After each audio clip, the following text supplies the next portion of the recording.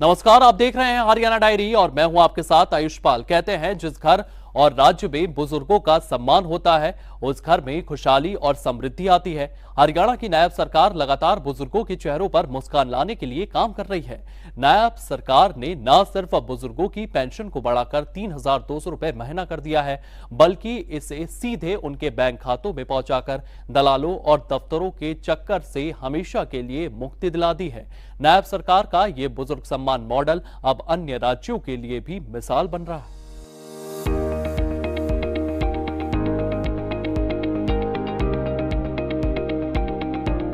हरियाणा की नायब सरकार निरंतर विकास के साथ विरासत को आगे बढ़ाने का काम कर रही है। नायब सरकार वृद्धावस्था सम्मान भत्ता योजना के तहत सामाजिक सुरक्षा पेंशन में बढ़ोतरी करते हुए इसे 3,000 से बढ़ाकर सीधे 3,200 प्रति माह कर दिया है, जिसका लाभ हरियाणा के 20 लाख से ज्यादा बुजुर्गों को मिल रहा है।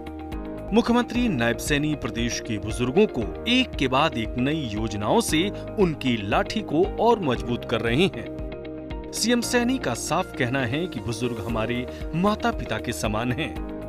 आज डिजिटल इंडिया के दौर में पेंशन सीधे उनके बैंक अकाउंट में ट्रेन की रफ्तार से पहुंच रही है।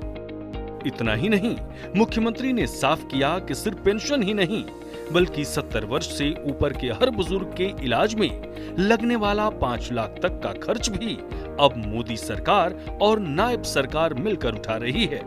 हमारे यहाँ देश के अंदर सबसे ज्यादा जो बुजुर्गों को वृद्धा पेंशन वो दी जाती है, वो देश के अंदर सबसे ज्यादा हरियाणा के बुजुर्गों को उनको सम्मान भत्ता दिया जाता है। हमारी सरकार सामाजिक सुरक्षा पेंशन के तहत लाभार्थियों को 3,000 रुपए प्रति माह पेंशन का लाभ उन तक पहुंचाया जा रहा है। 1 नवंबर 2025 से हम इसके अंदर 200 रुपए की और बढ़ोतरी कर रहे हैं। इसके बाद नवंबर माह में लगभग हमारे बुजुर्गों को अब ये पेंशन 3,000 रुपए से बढ़कर के 3,200 रुपया मिलनी ये शुरू हो जाएगी। आज मैं इसकी घोषणा करता हूँ। वृद्धावस्था सम्मान भत्ता योजना का लाभ पा रहे बुजुर्गों का कहना है कि इससे पहले प्रदेश में ऐसी सरकार नहीं आई। नायब सरकार की योजना का पूरा लाभ उन्हें मिल रहा है।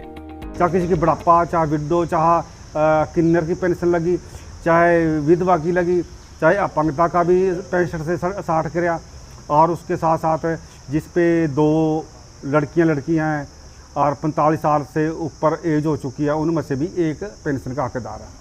और यदि किसी की शादी नहीं है, 45 साल से ऊपर एज हो चुकी है, वो भी पेंशन का हकदार है। किन्नर भी, बौना भी सरकार ने पेंशन लगाई। जिम्मेदारों की भी, जो छोटे जिम्मेदार हैं, चाहे नौकरी लगे चाहे किसी का और स्रोत, यानी कि पीछे सरकार का जो लोगों ने विश्वास जताया, 67 लाख लोग लाभार्थी बन चुके थे। ऑन रिकॉर्ड है, जो कंप्यूटर बोलता है। सरकार को बड़ी राहत है और लोगों को बड़ी राहत है।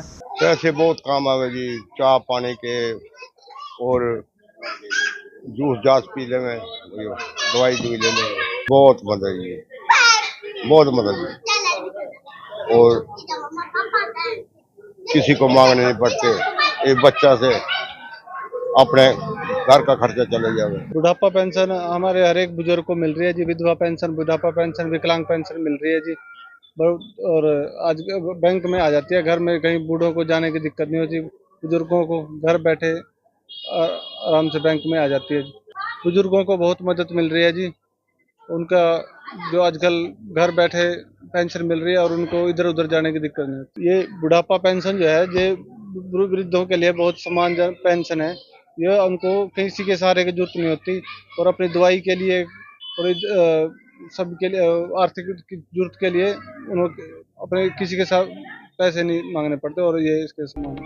बहरहाल मुख्यमंत्री नायब सैनी ने ये साबित कर दिया है कि उनकी सरकार सिर्फ बातें नहीं करती बल्कि अंत्योदय के संकल्प को जमीन पर उतारती है।